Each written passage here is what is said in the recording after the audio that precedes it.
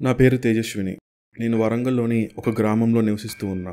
మా ఇంట్లో ముగ్గురు ఉంటాం. నేను, అమ్మ, నాన్న. నేను అప్పుడు 10th క్లాస్ చదువుతూ ఉన్నా. ఇంటర్నెట్ యుగం కాబట్టి అందరి దగ్గర ఫోన్స్ ఎలా ఉందో నా దగ్గర కూడా ఒక ఫోన్ ఉంది. అది మా నాన్న నాకు బర్త్‌డేకి గిఫ్ట్‌గా ఇచ్చారు. మాకు ఎగ్జామ్స్ ఉండడం వల్ల నేను నా రూమ్‌లో కూర్చొని చదువుకుంటూ ఉన్నా. మాది డబుల్ బెడ్రూమ్ కాబట్టి పేరెంట్స్ ఒక రూమ్‌లో, నేను ఒక రూమ్‌లో పడుకుంటాను. నాకు 10th ఎగ్జామ్స్ ఉండడం వల్ల నేను నైట్ 11 వరకు చదువుకునేదాన్ని. అలా ఒకరోజు నైట్ 11 వరకు చదువుకుంటున్నా. కానీ అప్పుడే పవర్ పోయింది. కానీ రేపు ఎగ్జామ్ ఉండడం వల్ల చదువుకోవాలి. నేను నా ఫోన్ లైట్ ఆన్ చేసి చదువుకుంటూ ఉన్నా. ఎక్కడి నుండి వచ్చాయో తెలియదు కానీ ఒకేసారి చాలా దోమలు నా బుక్ మీదకి వచ్చి పడ్డాయి.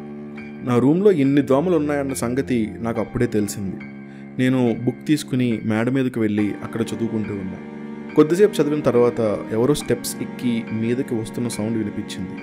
నేను వెనక్కి తిరిగి చూశాను, కానీ అక్కడ ఎవరూ లేరు. అలా నేను చదువుకుంటున్న కొద్దిసేపు తర్వాత ఎవరో నా వెనకాల ఉన్నట్టు అనిపించింది. నేను వెనక్కి తిరిగి చూసా, కానీ అక్కడ మళ్ళీ ఎవరూ లేరు.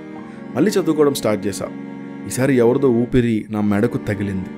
నేను మళ్ళీ వెనక్కి తిరిగి చూసా, మళ్ళీ అక్కడ ఎవ్వరూ లేరు. కానీ అప్పుడే కరెంట్ రావడం వల్ల నేను ఇక కిందకి వెళ్ళి నా రూమ్లో చదువుకుంటూ ఉన్నా. కొద్దిసేపు తర్వాత నా ఫోన్కి ఒక మెసేజ్ వచ్చింది. దాన్ని ఓపెన్ చేసి చూసా. అది ఒక ఫోటో. ఎవరో నేను మేడ మీద చదువుకుంటూ ఉన్న ఫోటో తీశారు. అది కూడా నా వెనక వైపు నుండి ఫోటో తీసి ఉంది. దాంతో ఒక్కసారి నా వెన్నులో వణుకు పుట్టింది. మేడ మీద నేను తప్ప ఎవరూ లేరు. మరి ఫోటో తీసింది ఎవరు? నాకు అర్థం కాలేదు. ఇక అప్పుడే ఎవరో నా డోర్ని నాక్ చేస్తున్నట్టు సౌండ్ వినిపించింది. కానీ నాకు డోర్ ఓపెన్ చేయడానికి చాలా భయం వేసింది. ఇప్పుడే డోర్ ఓపెన్ చెయ్యి అని నాకు ఒక గొంతు వినిపించింది. అది మా అమ్మ గొంతు.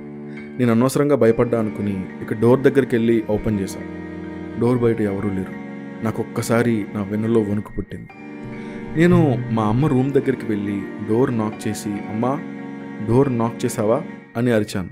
మా అమ్మ డోర్ ఓపెన్ చేసి ఏంటి ఈ టైంలో వచ్చావని అడిగింది. అప్పుడు నేను, అమ్మ నువ్వేమైనా ఇప్పుడు నన్ను పిలిచావా అని అడిగాను. కానీ మా అమ్మ పిలవలేదని చెప్పింది. నాకు చాలా ఆశ్చర్యం వేసింది. నా డోర్ని ఎవరో నాక్ చేశారు. నాకు అర్థం కాలేదు. ఇక అమ్మ డోర్ క్లోజ్ చేసి పడుకుంది. నేను నా రూమ్లోకి వెళ్ళాను. నా రూమ్ బెడ్ మీద ఎవరో పడుకుని ఉన్నారు. పైన బెడ్షీట్ కప్పుకొని ఉంది. నా వెన్నులో వణుకు పుట్టింది. నేను మెల్లగా వెళ్ళి బెడ్షీట్ని లాగాను.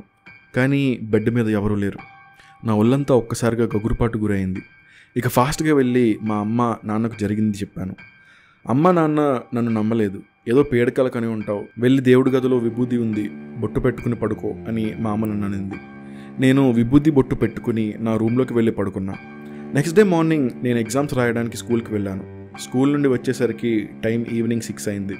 నేను నా ఇంటి దగ్గరికి వెళ్ళాను, కానీ మా ఇంటికి తాళం వేసి ఉంది. పక్కింటి అన్నయ్య నన్ను పిలిచి మీ అమ్మ వాళ్ళ నాన్న చనిపోవడంతో మీ అమ్మ నాన్న చివరి చూపులు చూడడానికి వెళ్ళారని చెప్పి ఇంటి తాళం నాకు ఇచ్చాడు. మీ అమ్మ నన్ను ఫుడ్ నీకు పెట్టమని చెప్పింది. ఫుడ్ తినడానికి మీరు మా ఇంటికి ఫ్రెష్ అప్ అయ్యి రండి అని అన్నాడు. నేను సరే అన్నాను. ఇక ఫ్రెష్ అప్ అయ్యి నేను పక్కింటి అన్నయ్య వాళ్ళ ఇంటికి వెళ్ళాను. అన్నయ్య నాకు ఫుడ్ తీసుకుని వచ్చి ఇచ్చారు. అది చికెన్ కర్రీ. ఇక నేను కడుపు నిండా ఫుడ్ తినడం కంప్లీట్ అయ్యాక నేను ఇంటికి వెళ్తున్నా. అప్పుడు అన్నయ్య, ఇంట్లో ఒంటరిగా పడుకుంటే భయపడతావు, నా దగ్గర పడుకో అని అన్నాడు. కానీ పర్లేదు అన్నయ్య అని చెప్పి మా ఇంటికి వచ్చేసాను. మా తాతయ్య నాకు గుర్తుకు వస్తున్నాడు.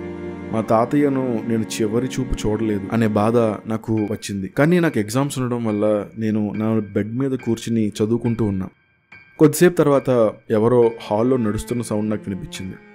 ఎవరో వాకింగ్ స్టిక్తో హాల్లో నడుస్తున్నారు. ఆ సౌండ్ వింటే మా తాతయ్య వాకింగ్ స్టిక్లా అనిపించింది. అప్పుడే ఒక్కసారిగా కరెంటు పోయింది. నాకేదో వాసన రావడం మొదలైంది. ఈ వాసన సిగరెట్ కాలుతున్న వాసనలా ఉంది. ఆ వాసన మా తాతయ్య తాగే సిగరెట్ వాసనలాగే ఉంది. నాకు భయం వేయడం మొదలైంది. ఇక నేను మా పేరెంట్స్కి కాల్ చేసి నాకు జరిగిన సిచ్యువేషన్ అంతా చెప్పాను. అప్పుడు మా పేరెంట్స్ పక్కింటి అన్నయ్య ఇంట్లో పడుకోమంటే ఎందుకు పడుకోలేదు అని తిట్టారు. నేను పక్కింటి అన్నయ్య కాల్ చేశాను. అన్నయ్య 2 minutesలో నా రూమ్లోకి వచ్చి నన్ను తన ఇంటికి తీసుకెళ్లాడు. ఇక ఆ రోజు నేను అన్న వాళ్ళ ఇంట్లోనే పడుకున్నా. నెక్స్ట్ డే మార్నింగ్ నేను ఎగ్జామ్ రాయడానికి స్కూల్కి వెళ్ళాను. కానీ మా పేరెంట్స్ ఇవాళ కూడా ఇంటికి రాలేదు. ఈరోజు కూడా మా పక్కింటి అన్నయ్య ఇంట్లో పడుకున్నాను. నాకు అర్ధరాత్రి వాష్రూమ్ వచ్చింది. దాంతో నేను లేచి వాష్రూమ్కి వెళ్ళాను.